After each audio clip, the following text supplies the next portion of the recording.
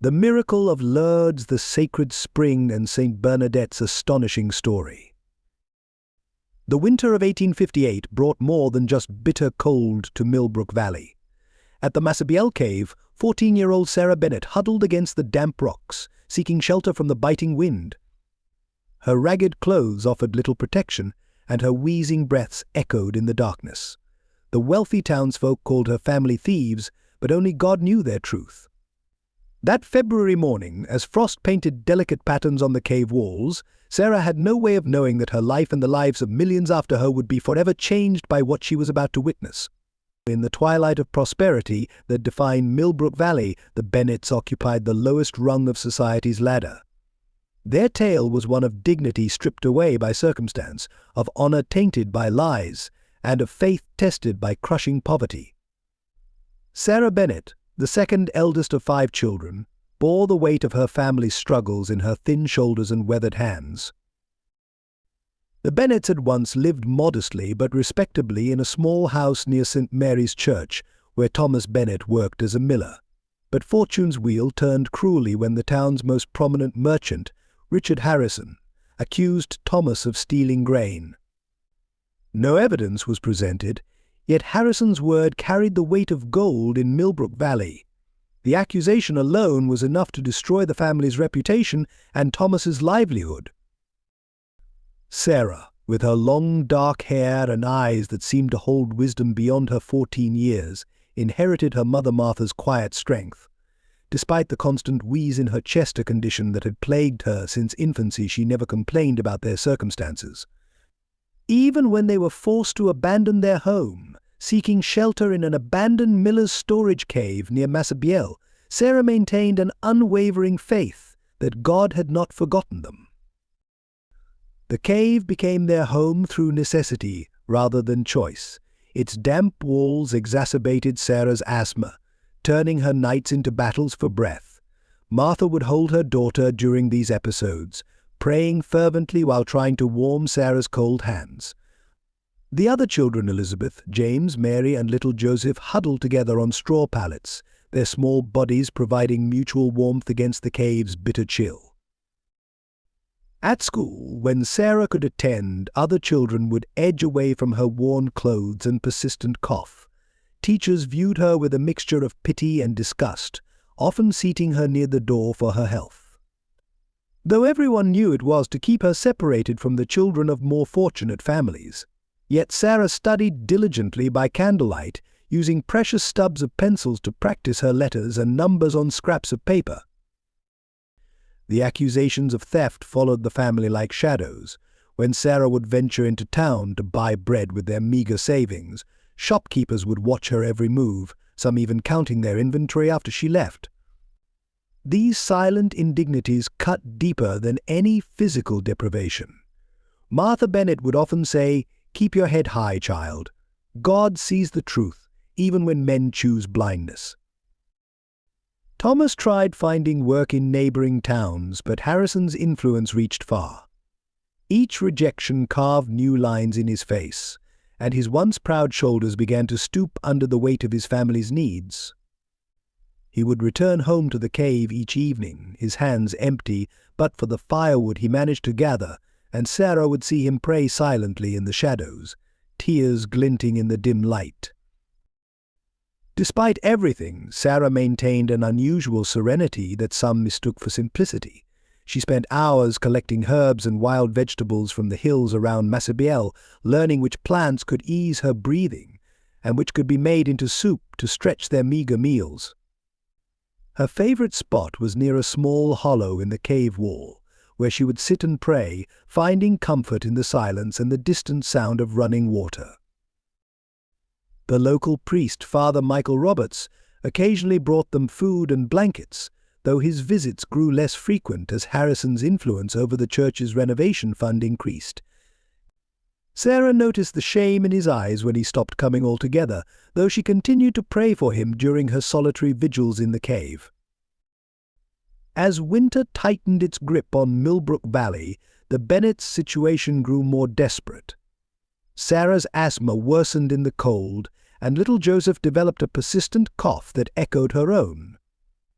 Yet in their darkest moments, Sarah would gather her siblings and tell them stories of saints and miracles, her voice barely above a whisper but filled with unshakable conviction.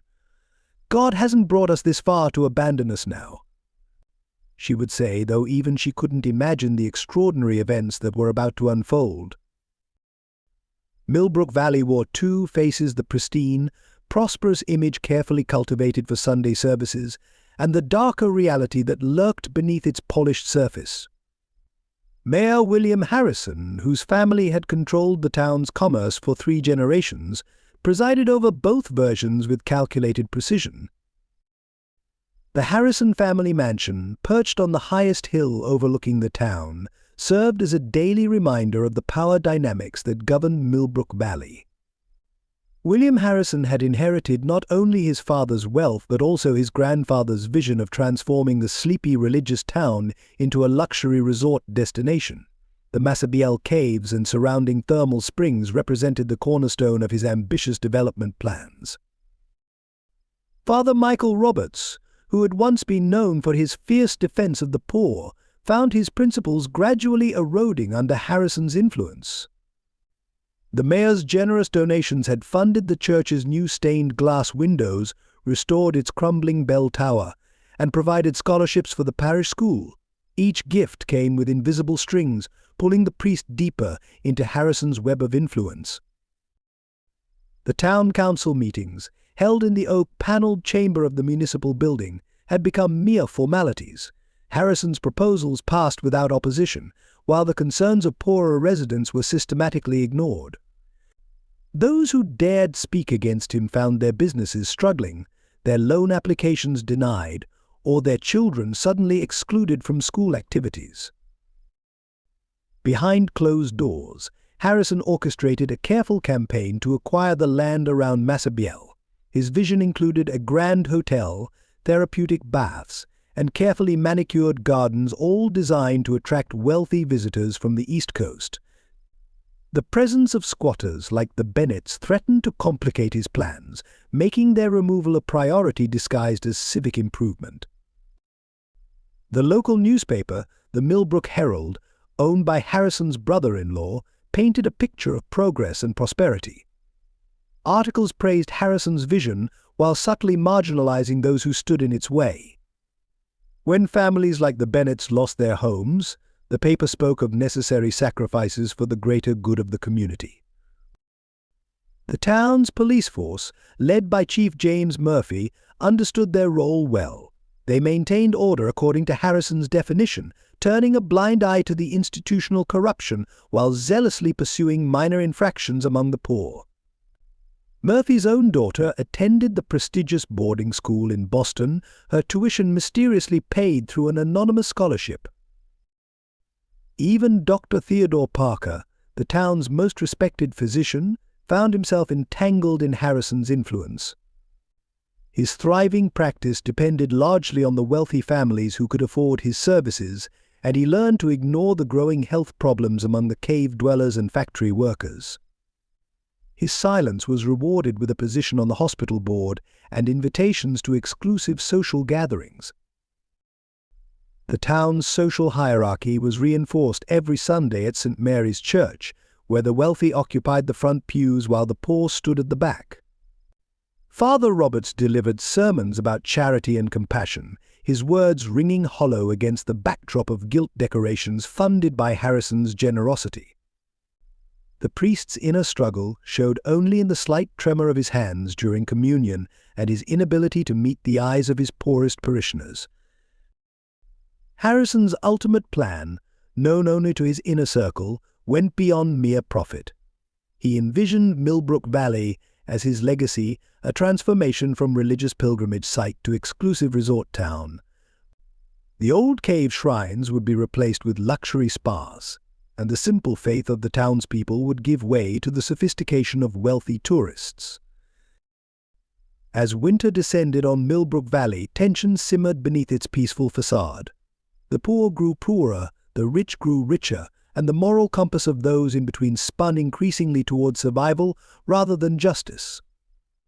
No one suspected that a sickly 14-year-old girl living in a cave would soon challenge this carefully constructed system, or that her visions would threaten to unravel the fabric of power that Harrison had so carefully woven.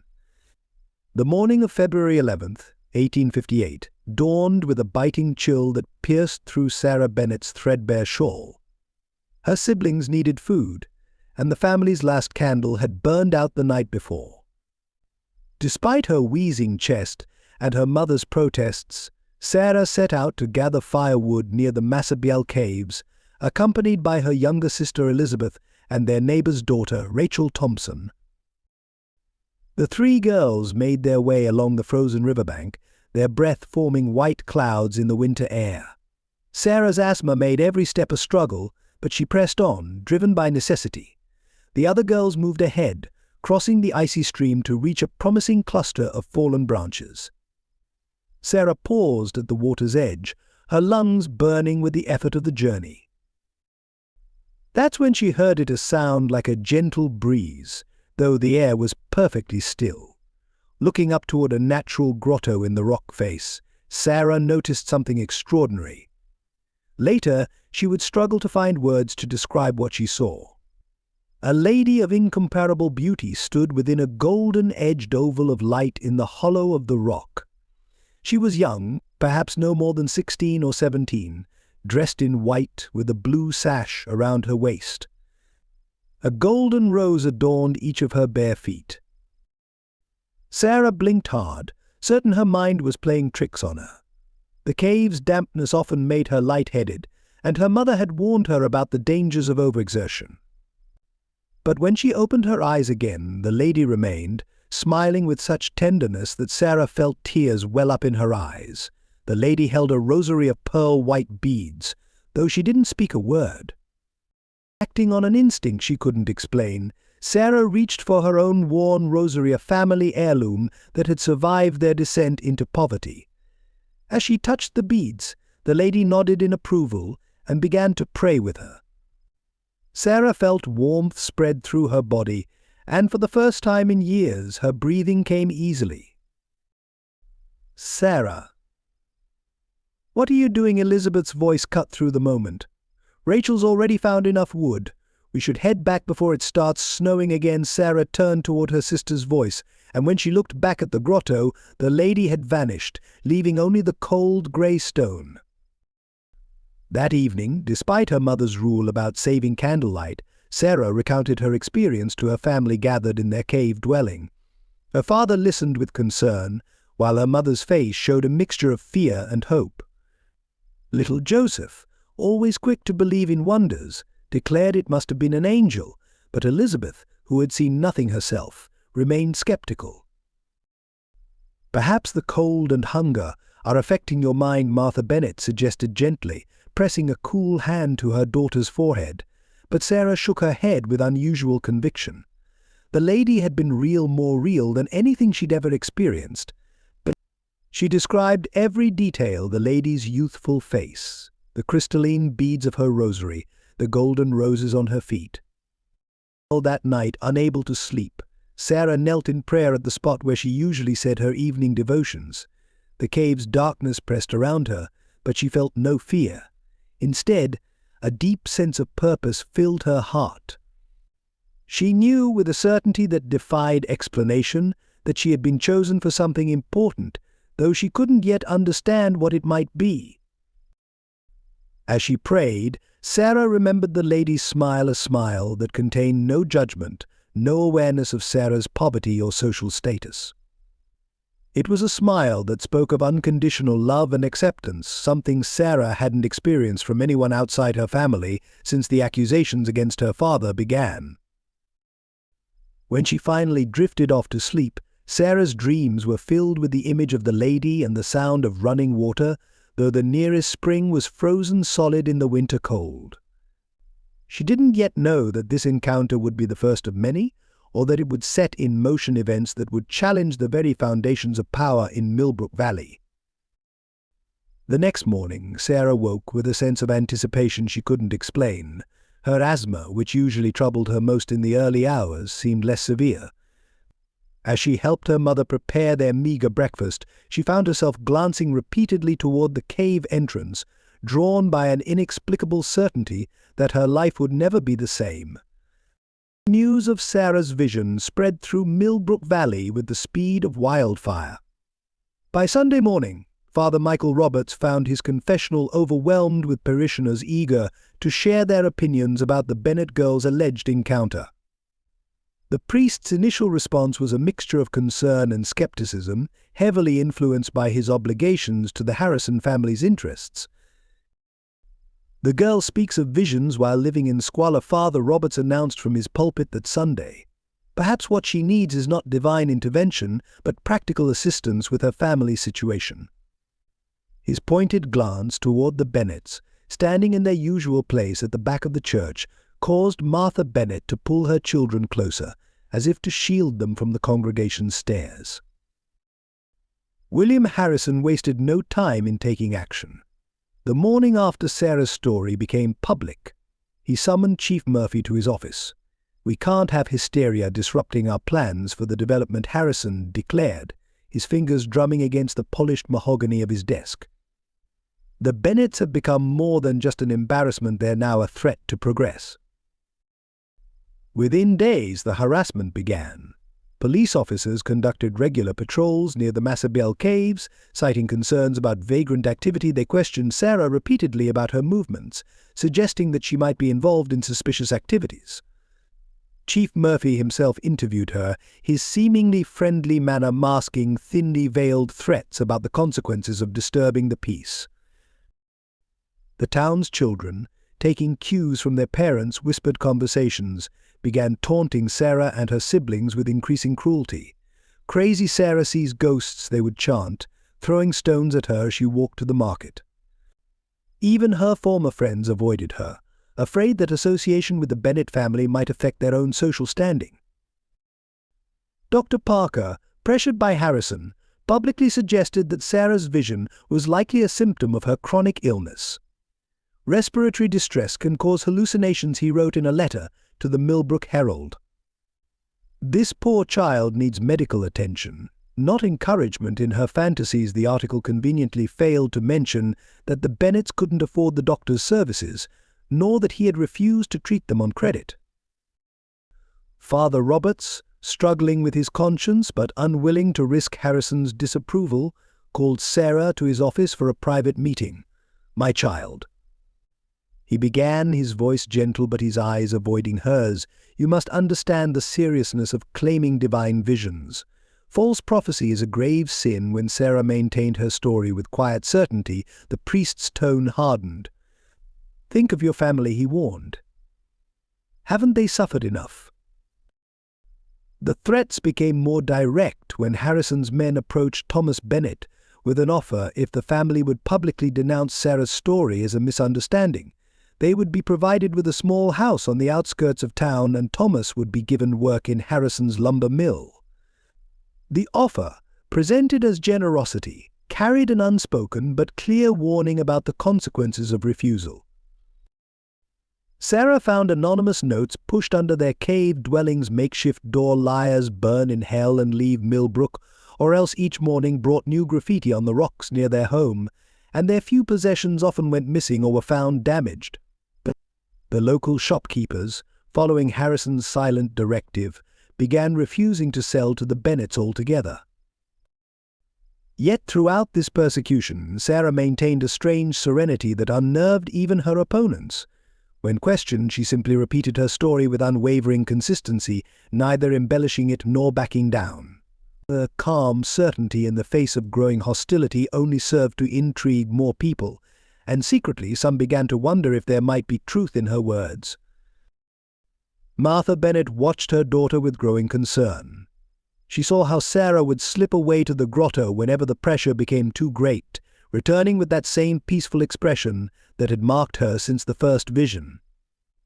Though worried for her daughter's safety, Martha couldn't deny that something had changed in Sarah. Her chronic asthma seemed less severe, and she possessed a strength that went beyond mere physical endurance. Unknown to the Bennets, their resistance to pressure was creating cracks in Harrison's carefully constructed power structure. Some townspeople, witnesses to the family's quiet dignity in the face of persecution, began to question the official narrative. Seeds of doubt were planted, waiting for the right moment to break through the surface of Millbrook Valley's carefully maintained social order. The 25th of February marked a turning point in Sarah's encounters with the mysterious lady. That morning dawned particularly cold, with frost coating the cave walls like diamond dust. Sarah had continued her visits to the grotto despite the increasing hostility drawn by an inner compulsion she couldn't explain. Each time the lady appeared, though she rarely spoke, content to pray the rosary alongside the young girl. But this day was different. The lady's expression carried a new urgency as she pointed toward the back of the grotto. "Go drink at the spring and wash yourself there," she instructed, her voice gentle yet commanding. Sarah looked around in confusion. There was no spring, only bare rock and frozen earth. Yet the lady's gesture was insistent, directing her to a specific spot near the base of the rock wall. With trembling hands, Sarah began to dig at the frozen ground. The watching crowd, for by now her visits had attracted daily spectators, muttered among themselves, some mockingly suggesting the girl had lost her mind. Even Elizabeth, who had accompanied her sister that day, shifted uncomfortably at the sight of Sarah scratching at the dirt like an animal. Suddenly, beneath her muddy fingers, Sarah felt moisture.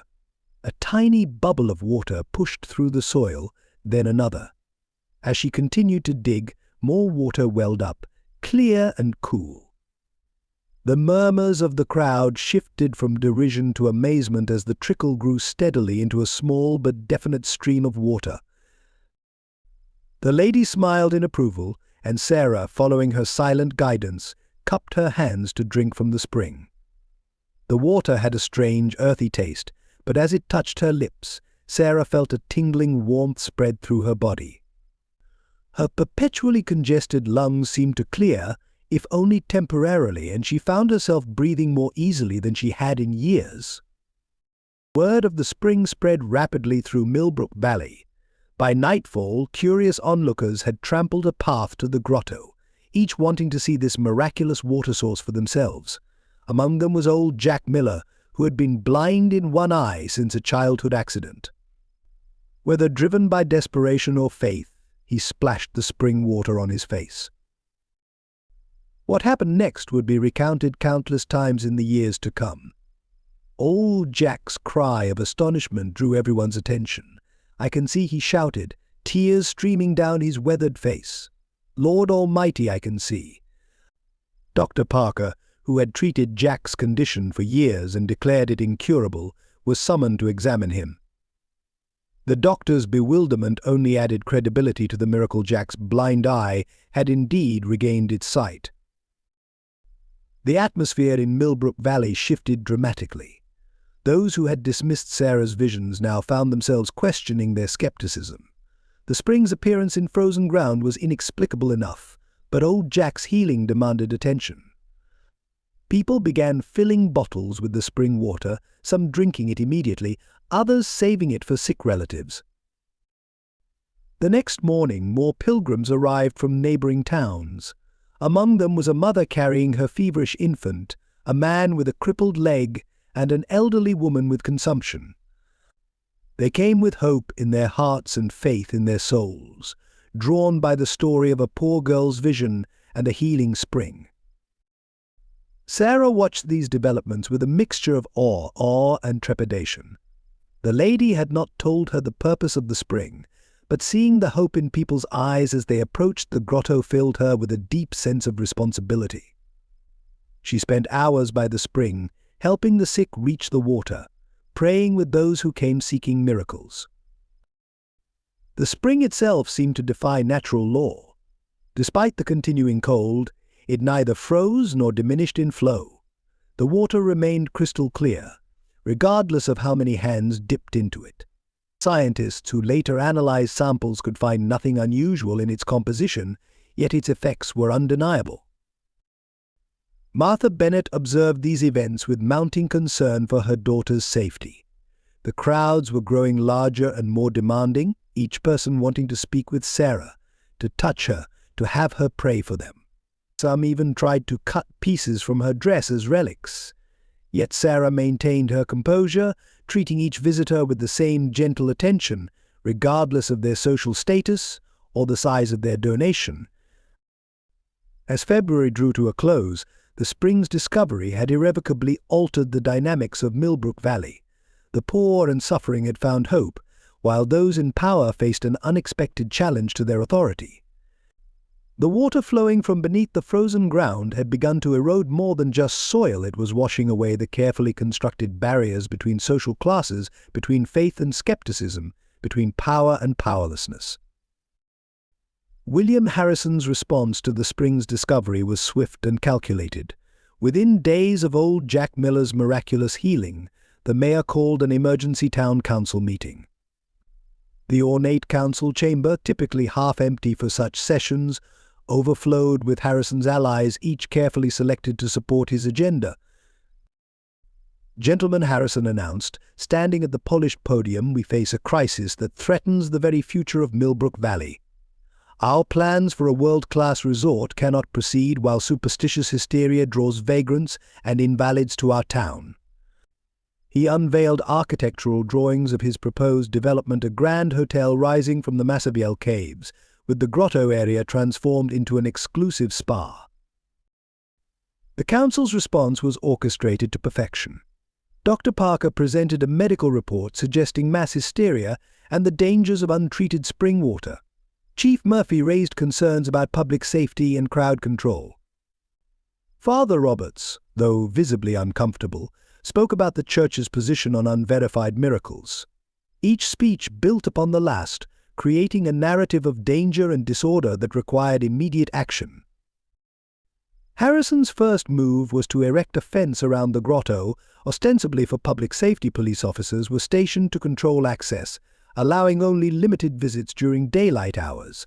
But those seeking water from the spring now had to register with the town clerk and pay a small maintenance fee, a fee that conveniently exceeded what most poor families could afford. The Millbrook Herald launched a campaign of subtle discreditation. Articles questioned Sarah's mental stability, suggested that old Jack's healing was a pre-arranged hoax, and highlighted the unsanitary conditions created by pilgrims camping near the grotto. Letters to the editor, carefully selected and often ghostwritten by Harrison's associates, expressed concerns about the town's reputation and property values. Sarah and her family faced escalating pressure. Thomas Bennett was offered increasingly generous bribes to relocate his family. Each refusal met with more severe consequences. Their cave dwelling was repeatedly vandalized, and anonymous threats became more violent in nature. Elizabeth lost her position as a laundress at the Harrison estate, while James was expelled from school for disruptive behavior. The situation reached a critical point when Harrison announced plans to sanitize the entire Massabielle area. His proposal included clearing all unauthorized dwellings, a direct threat to the cave-dwelling families who had sought refuge there. The development plans were presented as progress, promising jobs and prosperity, while carefully obscuring the human cost. Father Roberts found himself trapped in an escalating moral crisis. His initial skepticism about Sarah's visions had wavered in the face of undeniable miracles, yet his financial dependence on Harrison paralyzed him. During Mass, he began to avoid meeting Sarah's steady gaze, her quiet faith a constant reminder of his compromise with corruption. The conflict spread beyond Millbrook Valley's borders as newspapers in neighboring cities picked up the story. Reporters began arriving, drawn by tales of miracles and controversy. Harrison's careful control of the narrative started to slip as outside observers documented the treatment of the poor and the obvious manipulation of local institutions. Sarah continued her visits to the grotto despite the increasing difficulties. Each time she approached the fence, the guards would debate whether to admit her, sometimes making her wait for hours in the cold. Yet she remained unshaken, her quiet persistence drawing more attention than any protest could have achieved. The lady still appeared to her, though now her messages carried a new urgency. The town's social fabric began to tear. Families who had been friends for generations found themselves on opposite sides of the conflict. Some wealthy citizens, moved by conscience, secretly provided support to the Bennetts and other affected families. Others, fearing Harrison's retribution, turned away from long-time friendships and business relationships. Chief Murphy's men became increasingly aggressive in their enforcement of Harrison's policies. They broke up gatherings near the grotto, confiscated water-filled bottles from pilgrims, and conducted midnight raids on suspected troublemakers. Yet each act of suppression seemed to strengthen the resolve of those seeking access to the spring. Martha Bennett watched her daughter with a mixture of pride and fear. Sarah's unwavering faith in the face of persecution had transformed her from a sickly, shy girl into a symbol of resistance against injustice. Yet this very transformation made her a more prominent target for those who saw her as a threat to their interests. As tensions mounted, Harrison prepared his masterstroke, a legal petition to declare the entire Massabielle area a protected historical site, giving him complete control over access and development. What he didn't realize was that his aggressive tactics had already set in motion events that would soon spiral beyond anyone's control, leading to revelations that would shake Millbrook Valley to its core. The arrival of Father James Carter from the Vatican's Office of Investigation marked a seismic shift in Millbrook Valley's power dynamics. Unlike Father Roberts, whose compromised position had rendered him ineffective, Carter carried himself with the quiet authority of a man answerable only to Rome. His wire-rimmed glasses and methodical demeanor gave him the appearance of a scholar rather than an investigator. From his first day in Millbrook, Carter established a different approach. He didn't stay at the luxurious rooms Harrison hastily offered, instead taking modest lodgings at Mrs. O'Malley's boarding house on the poor side of town. His first interview wasn't with the mayor or Father Roberts, but with old Jack Miller, whose restored sight had sparked the initial controversy. "Tell me everything," Carter asked Miller. "Not just about your healing, but about life in Millbrook Valley before Sarah Bennett's visions." Over cups of strong coffee in Miller's humble kitchen, the old man's story unfolded, a tale of systematic oppression wrapped in the guise of progress and propriety. Carter's investigation expanded like ripples in a pond. He spent hours at the town hall reviewing property records and council minutes. His requests were met with increasing resistance as he uncovered patterns of land seizures, suspicious rezoning, and selective enforcement of regulations. Each document added another piece to the puzzle of Harrison's empire. The breakthrough came during a late-night meeting with Andrew Peterson, a former clerk at Harrison's bank. Peterson, dying of consumption and seeking to clear his conscience, provided Carter with a leather portfolio containing damning evidence. Inside were records of bribes, forged documents, and a detailed plan to fabricate the theft accusations against Thomas Bennett when he refused to sell his property. Meanwhile, Carter's attention to medical records revealed more disturbing patterns.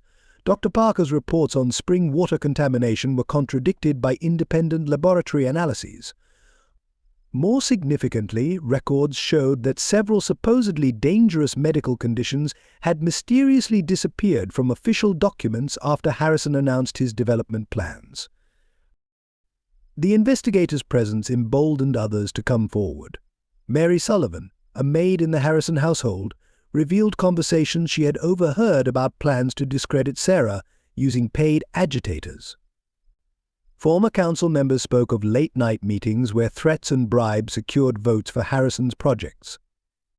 Carter's methodical approach extended to the spiritual aspects of the case.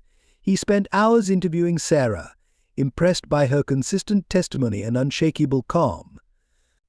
Unlike previous interrogators, he noticed details others had missed: how the locations she described matched ancient church records of sacred sites, how her descriptions of the lady aligned with obscure historical accounts. The investigation took an unexpected turn when Carter discovered a hidden compartment in Father Roberts' office containing letters that revealed the priest's internal struggle. Roberts had documented his gradual corruption, each compromise with Harrison matched by increasing donations to the church. His final entry spoke of sleepless nights and the weight of guilt that threatened to crush him. As evidence mounted, Carter began receiving threats. His room at Mrs. O'Malley's was ransacked, though nothing was taken. Anonymous notes appeared on his desk warning him to leave town. Harrison's men followed him openly, their intimidation becoming increasingly brazen. Yet Carter continued his work with unchanging dedication. The investigator's most significant discovery came through a chance conversation with an elderly nun, Sister Agnes, who had served at St. Mary's Church for over 50 years. She remembered stories from her youth about an ancient healing spring near the Massabielle Caves, its location lost during earlier development projects. The spring's rediscovery through Sarah's visions added another layer of validity to the girl's experiences. Carter's investigation also revealed the extent of Harrison's planned development. Architectural drawings showed not just a luxury hotel, but an entire complex that would essentially privatize access to the grotto. The spring would become a premium attraction, its waters bottled and sold at prices few could afford. The poor would be systematically excluded from their own miracle.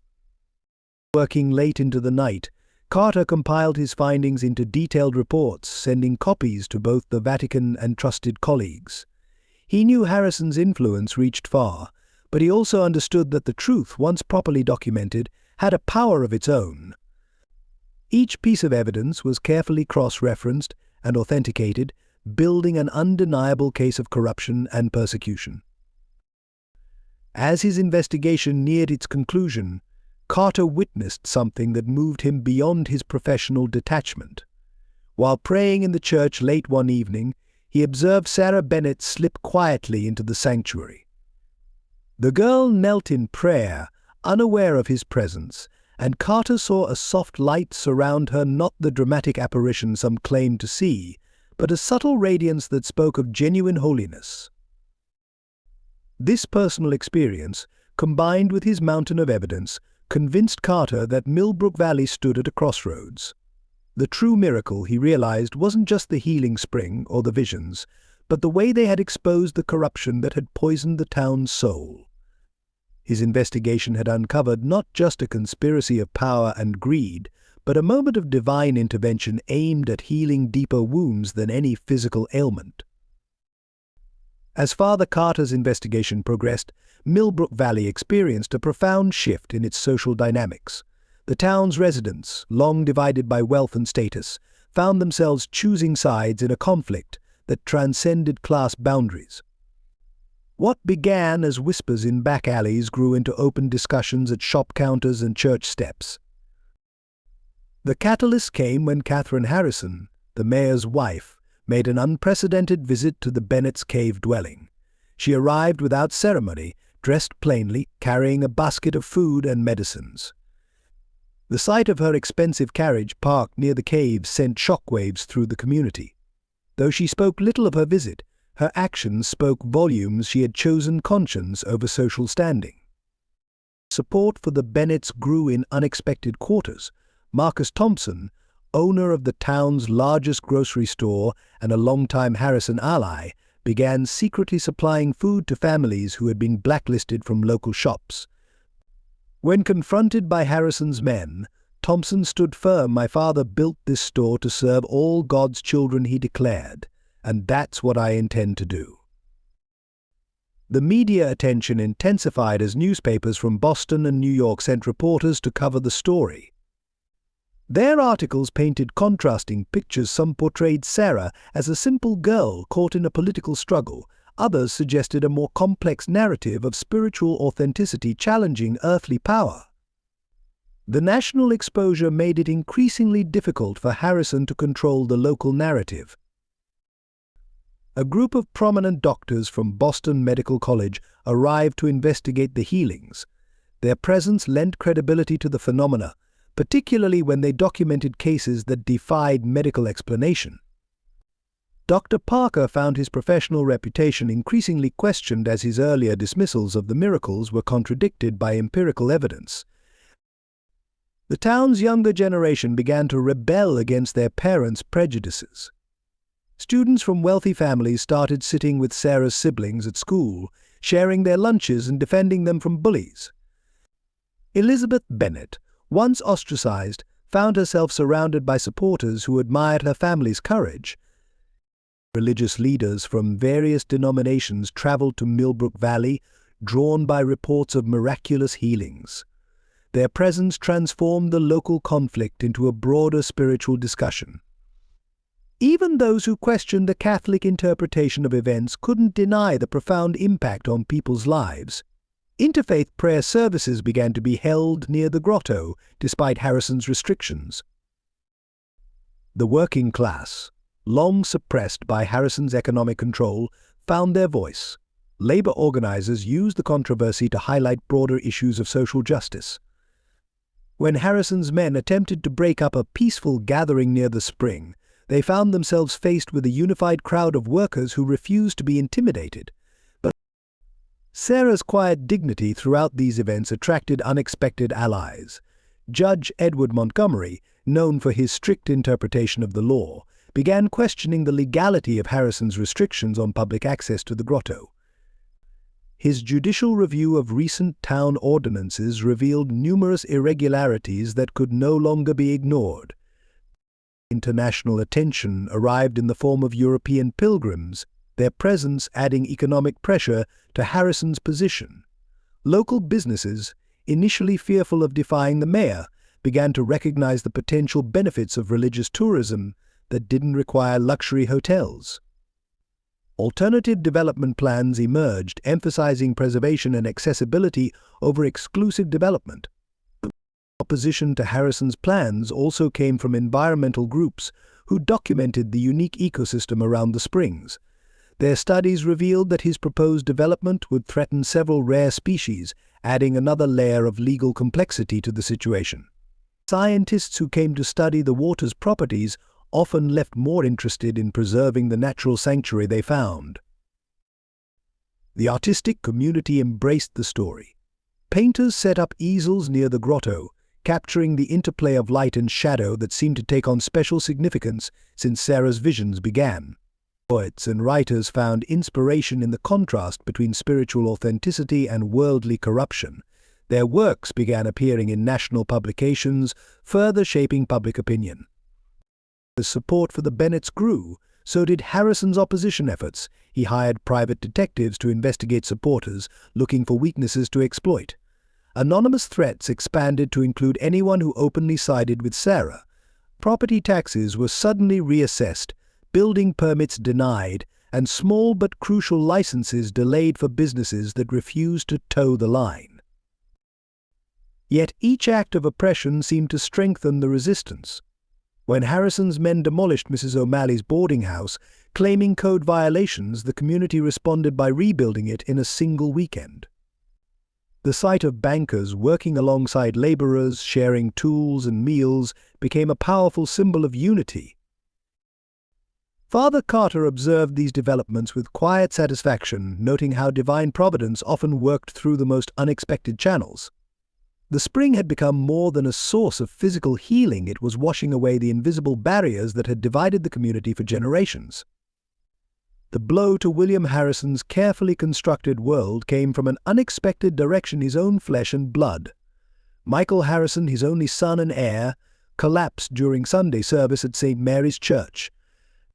The 17-year-old boy, known for his athletic prowess and robust health, began coughing blood onto his pristine white shirt, the crimson stain spreading like an accusation across the fabric. Dr. Parker's diagnosis was devastating advanced tuberculosis, the same disease that had claimed Harrison's wife's family. The irony wasn't lost on the townspeople. The same illness that Harrison had dismissed as the poor man's excuse for laziness now threatened his own legacy. The finest doctors from Boston and New York were summoned, their expensive treatments proving futile as Michael's condition deteriorated rapidly. Catherine Harrison, watching her son waste away in his silk-sheeted bed, found herself drawn to the stories of healing at the spring.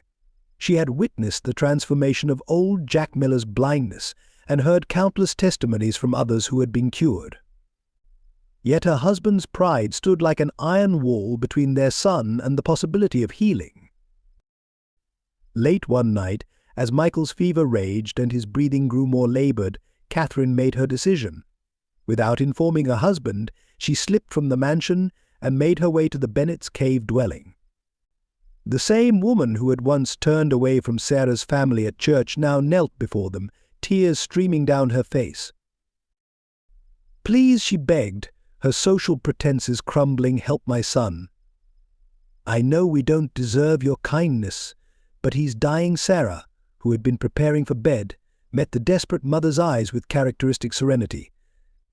Without hesitation, she agreed to help, despite the risks she knew she would face from Harrison's wrath. The journey to the grotto that night became a turning point in Millbrook Valley's history. Catherine Harrison, supporting her son's weakened frame, walked alongside Sarah Bennett, their unlikely alliance illuminated by moonlight. Word spread quickly, and townspeople began emerging from their homes, forming a silent procession behind them. At the grotto, now locked and guarded, they found Chief Murphy himself on duty. The police chief's hand rested on his gun as he faced an impossible choice: enforce Harrison's orders or allow a dying boy access to potential salvation. It was the quiet strength in Sarah's gaze that finally moved him. Without a word, he unlocked the gate, then turned his back as though he hadn't seen them. Sarah led them to the spring, now surrounded by Harrison's construction equipment. Michael's condition had weakened him so severely that he had to be carried the final few steps. As they approached the water, Sarah began to pray not the formal Latin prayers of the church, but simple words of faith and compassion that touched even the most hardened hearts among the gathering crowd. The water, when it touched Michael's lips, seemed to shimmer in the moonlight. Those present would later swear they saw a soft glow encompass the boy as he drank. His violent coughing gradually subsided, and color began returning to his pallid face. Catherine Harrison clutched her son, her tears of desperation transforming into tears of hope. William Harrison arrived as dawn was breaking, having finally learned of his wife's actions. The sight that greeted him shattered his carefully maintained facade of control. Michael, who had been bedridden for weeks, was sitting up, breathing easily, his fever gone. Around him, rich and poor alike knelt in prayer, their social distinctions forgotten in the presence of the miraculous. For the first time in decades, Harrison found himself speechless. The man who had wielded words like weapons now stood silent before the evidence of something beyond his power to manipulate or control. His son looked at him with clear eyes, strength returning to his voice as he said, "Father, I can breathe again." Dr. Parker, summoned to examine Michael, could find no trace of the tuberculosis that had been destroying his lungs. The detailed medical records and X-rays that had documented the disease's progression now served only to confirm the inexplicable nature of his recovery. The doctor's hands trembled as he wrote his report, his scientific certainty shaken to its core. Sarah, exhausted but serene, tried to slip away quietly as attention focused on the Harrison family. But Michael's voice rang out, stopping her. "Thank you," he called, the simple words carrying the weight of transformation. Catherine Harrison embraced the girl who had helped save her son, while William Harrison stood frozen, his worldview crumbling around him. The morning sun rose over Millbrook Valley, illuminating a scene that would be remembered for generations. The mighty William Harrison, champion of progress and enemy of superstition, found himself facing a choice between his pride and the undeniable evidence of divine intervention that had saved his son's life. The morning after Michael Harrison's miraculous recovery, William Harrison shut himself in his study, refusing to see anyone except Father Carter. The meeting between these two men, one whose power was built on control, the other guided by truth, lasted for hours. What transpired behind those mahogany doors would change Millbrook Valley forever.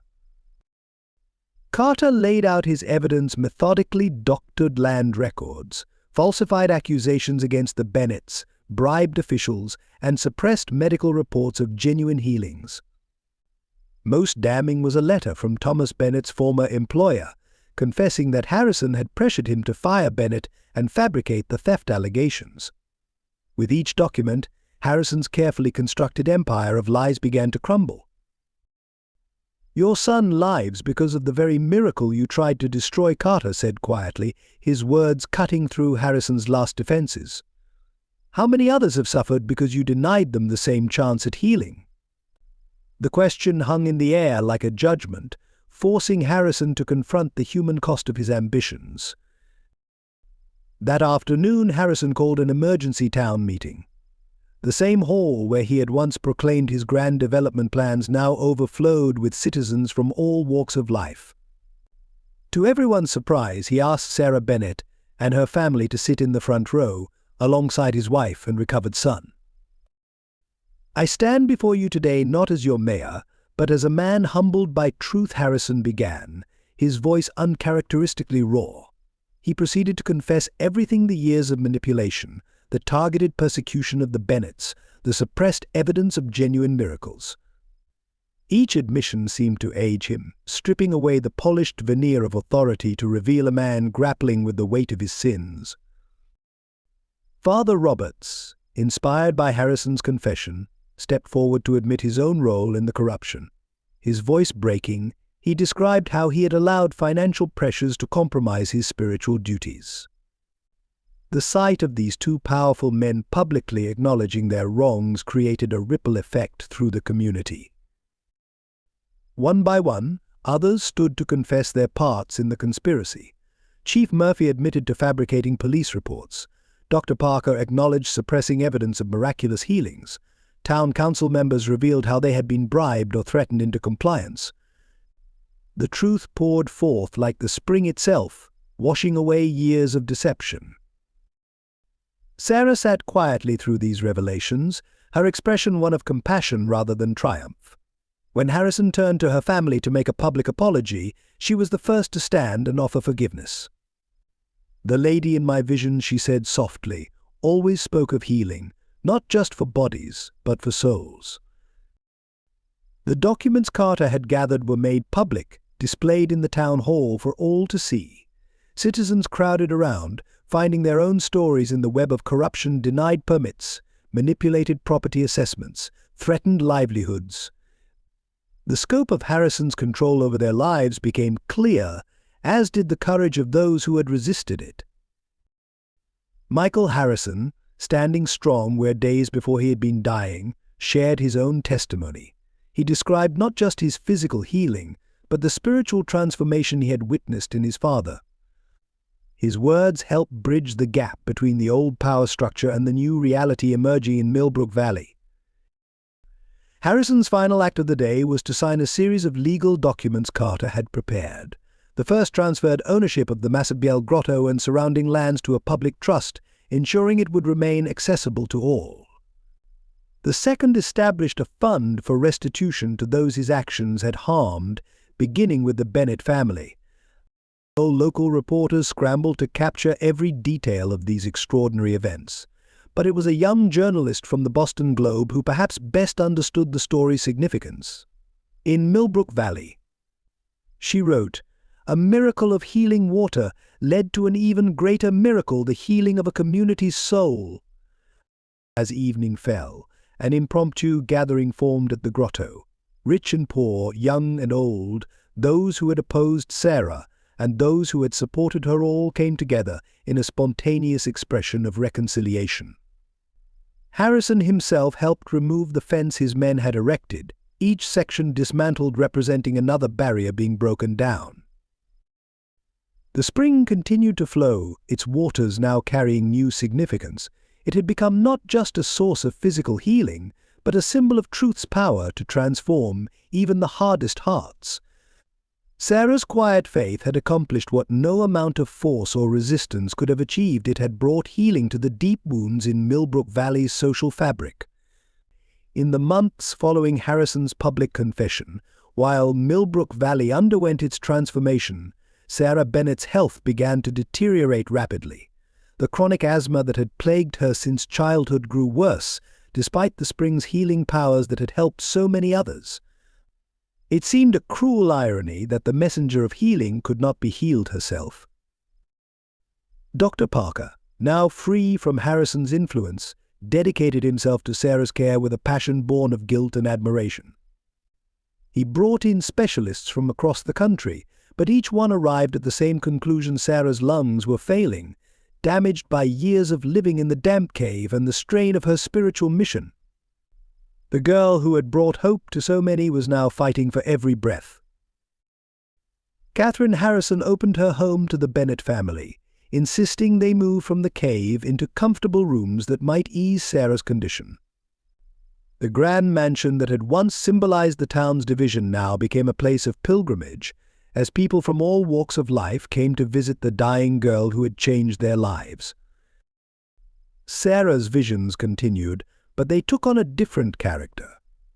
The lady now spoke to her of preparation, of completing her earthly mission. Those who spent time with her noticed that she seemed to exist between two worlds, her physical pain contrasting with an otherworldly peace that radiated from her gaunt features. She spoke of dreams filled with golden light and the sound of distant bells. "I'm not afraid," she told Michael Harrison, who had become like a brother to her during their shared experience of illness and healing. "The lady showed me that death is just another kind of door." Her calm acceptance of her fate touched everyone who witnessed it, transforming their grief into something approaching awe.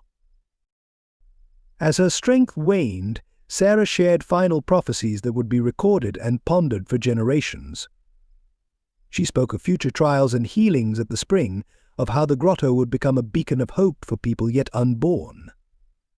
But more than specific predictions, she emphasized the message of love and reconciliation that had been at the heart of her visions from the beginning. Father Roberts, who spent hours by her bedside, marveled at her spiritual insight. The girl who had once been dismissed as a simple peasant now spoke with the wisdom of ancient saints. She counseled him on healing his own guilt, assuring him that his public confession had already paved the way for redemption. Even in her weakness, Sarah continued to think of others. She asked that the donations people brought for her be used instead to establish a hospital near the grotto, where the poor could receive care without charge. Her concern remained focused on ensuring that the spring's healing powers would remain accessible to all, especially those most in need. Martha Bennett watched her daughter's decline with a mother's breaking heart, yet also with deep pride. Sarah had accomplished more in her brief life than most people did in decades. The once shy girl who had been mocked and disbelieved had become a symbol of faith and courage that would inspire generations. One particularly difficult night, as Sarah struggled for breath, she smiled suddenly, her eyes fixed on something others couldn't see. "The lady is here," she whispered, her face illuminated by an inner light. "She says my work is almost complete." Those present would later describe feeling an inexplicable sense of peace fill the room, as though the boundary between heaven and earth had momentarily thinned. Thomas Bennett, who had endured so much to protect his daughter, now faced the hardest task of all, letting her go. "You've done more than enough, my brave girl," he told her, holding her thin hand. "You can rest now." Sarah's response, barely audible but clear, would be remembered as her last prophecy: the spring will flow until the end of time, carrying God's love to all who seek it with pure hearts. Sarah's final days became a lesson in grace that would be remembered in Millbrook Valley for generations. As her physical strength ebbed, her spiritual presence seemed to grow stronger, touching everyone who entered her room. She used her remaining energy to ensure that her mission would continue long after she was gone. One by one, she called those who had opposed her to her bedside. To Chief Murphy, who had once threatened her family, she offered not just forgiveness but gratitude for his eventual courage in opening the grotto gates for Michael Harrison.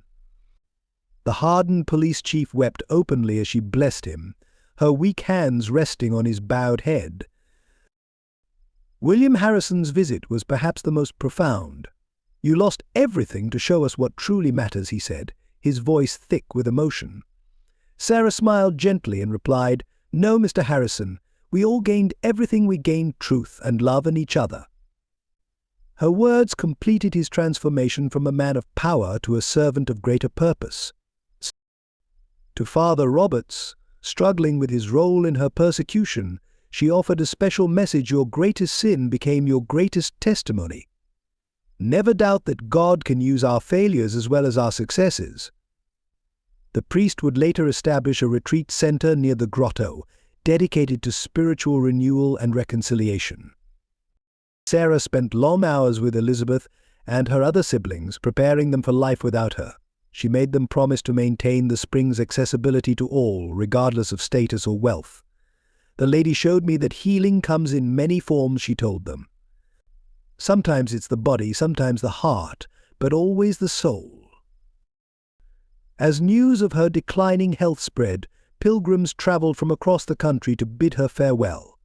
Sarah received them all with the same gentle attention that had characterized her ministry, though each interaction drained her further. Even in her final hours, she put others' needs before her own comfort. On her last evening, as sunset painted the sky in shades of gold, Sarah asked to be carried to the grotto one final time. A procession formed spontaneously, rich and poor walking together, supporting the stretcher that bore her fragile form. At the spring she spoke her final public words: remember that the greatest miracle is not the healing water, but the love that flows between hearts united in faith. The moment of her passing was marked by an extraordinary peace. Those present would later describe a soft light that seemed to fill the room, and the scent of roses where no flowers bloomed. Her last words were whispered to her mother: the lady says it's time. Don't cry for me, I'm going home. Sarah's sacrifice was not just in her death, but in how she had lived, giving everything she had to fulfill her divine mission, never seeking personal glory or gain.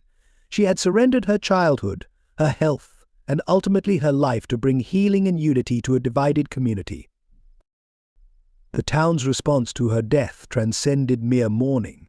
People from all walks of life came together to ensure her legacy would endure. Harrison donated land for a proper burial site near the grotto, and craftsmen worked together to create a memorial that would reflect her simple dignity. In death, as in life, Sarah continued to bring people together. Former enemies stood side by side at her funeral, their shared grief washing away the last traces of old animosities.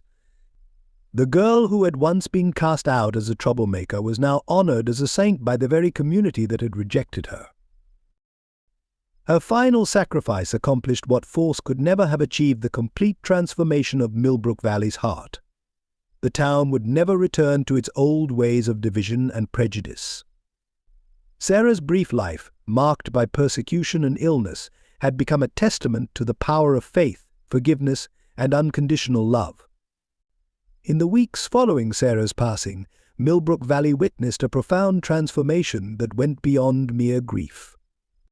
The discovery of her personal diary, hidden beneath a loose stone in the cave where her family had once sought refuge, shed new light on the depth of her spiritual journey and the extent of the persecution she had endured.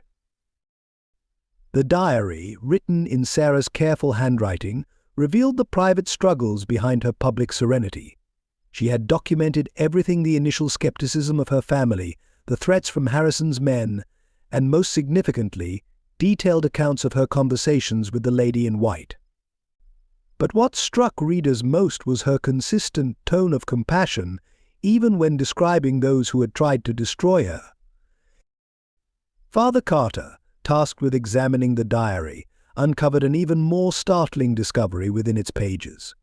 Pressed between the leaves were letters and documents that Sarah had quietly collected, evidence of corruption that she had chosen not to reveal during her lifetime. Her final written words explained her silence: these papers could have brought justice, but they might have prevented healing. Sometimes truth must wait for hearts to soften. The revelations continued as townspeople, moved by Sarah's posthumous example, began coming forward with their own evidence. A former clerk from Harrison's office produced ledgers showing the systematic targeting of poor families. A retired police officer revealed locations of hidden documents detailing the orchestrated campaign against the Bennetts. In the mayor's office, now occupied by a reform-minded successor, investigators discovered a hidden safe containing what became known as the Shadow Files. These documents outlined a decades-long conspiracy reaching far beyond Millbrook Valley, involving powerful figures in state politics and business. Sarah's arrival had threatened not just local corruption, but an entire network of exploitation. William Harrison, already humbled by his son's healing and Sarah's forgiveness, faced these new revelations with remarkable courage. He voluntarily testified about the broader conspiracy, accepting full responsibility for his role while helping authorities understand the full scope of the corruption. His cooperation became instrumental in dismantling power structures that had oppressed communities across the region. The most poignant discoveries came from Sarah's simple school notebooks, found in the cave where she had studied by candlelight. Alongside arithmetic exercises and spelling lists were drawings of the grotto and transcriptions of the lady's messages. These innocent records, contrasting sharply with the weight of what she had endured, moved even the most hardened skeptics. Dr. Parker's medical files, when finally unsealed, revealed his private documentation of inexplicable healings at the spring, along with notes expressing his growing conflict between scientific skepticism and undeniable evidence. His detailed records would later become crucial in the official investigation of the Millbrook miracles. Perhaps most surprising was the discovery of a series of letters between Sarah and Catherine Harrison, begun secretly during Michael's illness. These correspondences showed how the wealthy woman's heart had been changing long before her public transformation, influenced by Sarah's gentle wisdom and unwavering faith. The town historian, compiling these various documents, noted a pattern that few had recognized during Sarah's lifetime. Every major reveal of corruption had been preceded by one of her visions, as though divine guidance had been systematically exposing what human efforts had sought to hide. The timing was too precise to be coincidental. As summer turned to autumn, the full picture of Sarah's impact on Millbrook Valley emerged not just through supernatural events, but through the documented evidence of how one girl's faith had systematically dismantled generations of entrenched corruption. Her quiet strength had accomplished what no investigation or legal challenge had managed to achieve. The spring continued to flow, its waters now carrying the weight of both miraculous healing and revealed truth. Pilgrims visiting the grotto could read the collected evidence, displayed respectfully in a small museum built near the site. The exhibit stood as testimony to how divine intervention had worked through human courage to bring both spiritual and social transformation to a community in need of both. The most remarkable changes in Millbrook Valley came from those who had once stood most firmly against Sarah.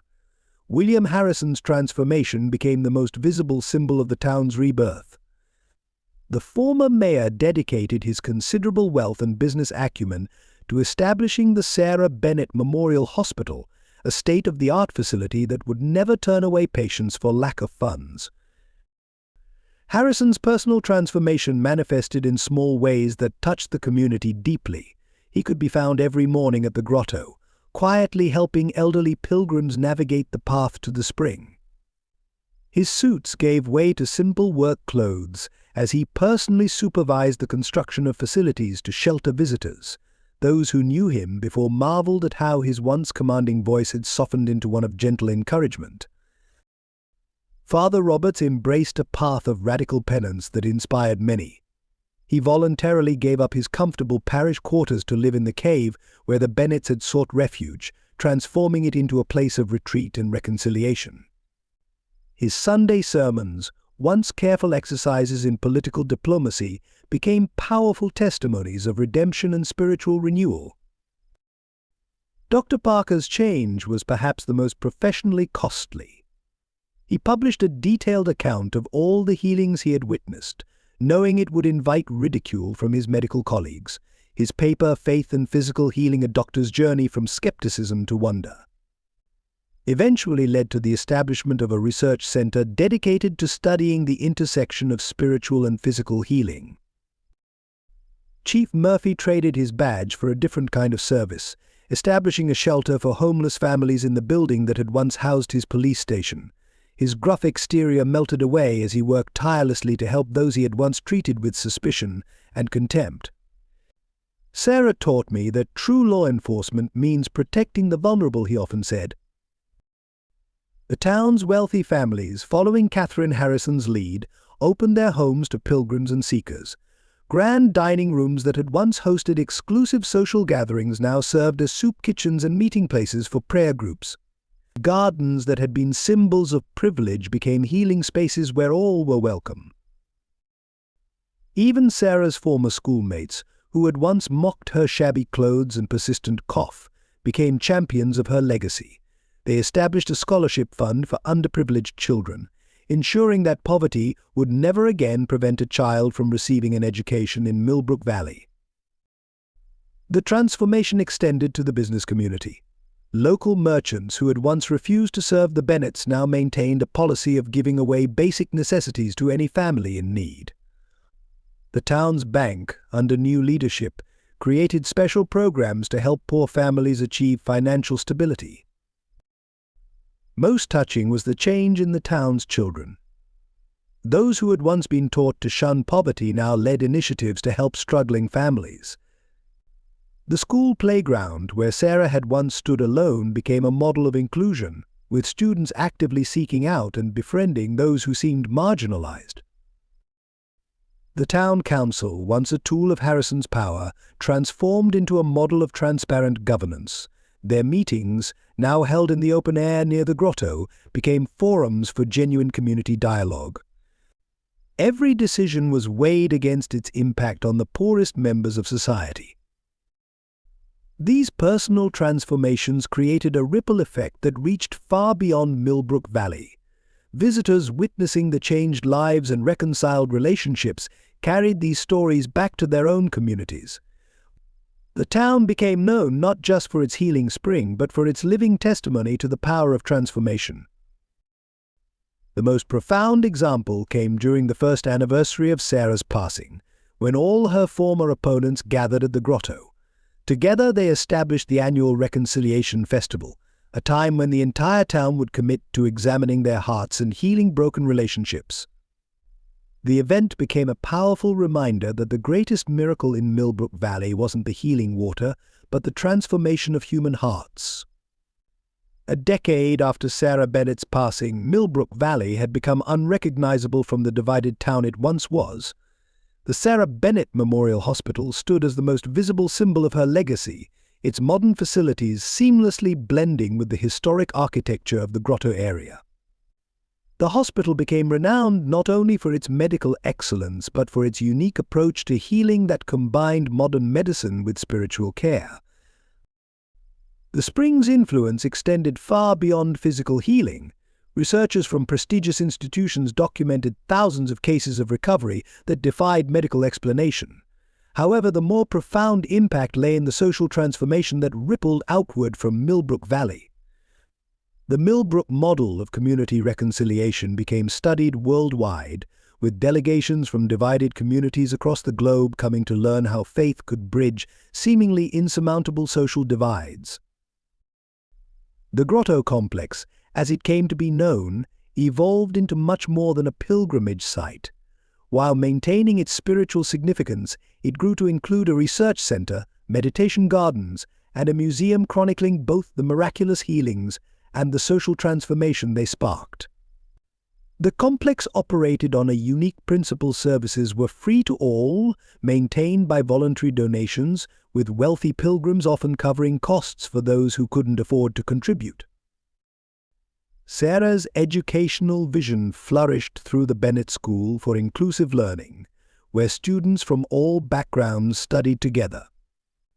The school's curriculum, integrating spiritual wisdom with academic excellence, produced graduates known for their combination of intellectual achievement and humanitarian commitment. Scholarships ensured that no child was ever turned away for financial reasons. The annual Reconciliation Festival grew from a local commemoration into an international event. People from across the world gathered to share stories of healing and transformation, while workshops and seminars taught practical methods for building unified communities. The festival became known as a place where long-standing conflicts could find peaceful resolution. The Bennett Foundation, established with contributions from transformed opponents like William Harrison, funded initiatives that extended Sarah's mission globally. It specialized in projects that combined spiritual renewal with social justice, particularly in communities torn by religious or economic divisions. The Foundation's work in conflict zones proved that the Millbrook miracle could be replicated in even the most challenging circumstances. Perhaps most remarkably, the spring itself never ran dry, despite the increasing numbers of pilgrims. Scientific studies failed to explain its consistent flow or the unusual properties of its water. Yet more impressive than the physical properties were the countless testimonies of spiritual renewal from those who visited. Many reported that, while they came seeking physical healing, they found something more valuable: a restoration of faith and purpose. The medical community's attitude toward the spring evolved from skepticism to cautious respect. The Sarah Bennett Center for Integrative Medicine became a pioneer in studying the relationship between spiritual and physical healing. Their research led to new protocols that integrated traditional medical care with spiritual support, dramatically improving patient outcomes. Local governance in Millbrook Valley set new standards for transparency and social responsibility. The town council chambers, relocated to a building overlooking the grotto, maintained the practice of open-air meetings began during the transformation.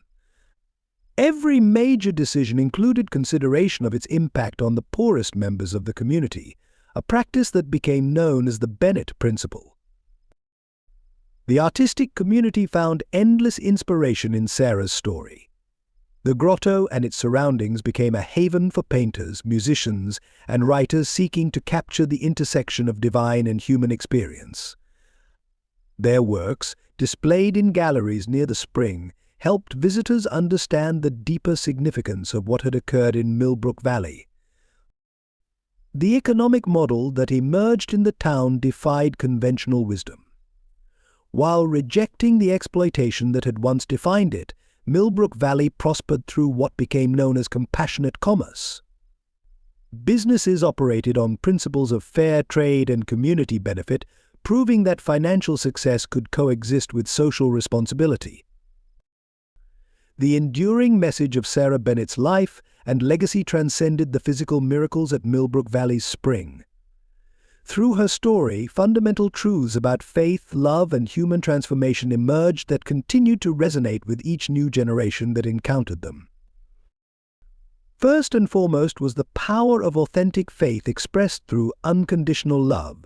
Sarah's response to persecution had demonstrated that true spiritual strength lies not in confrontation, but in steadfast compassion.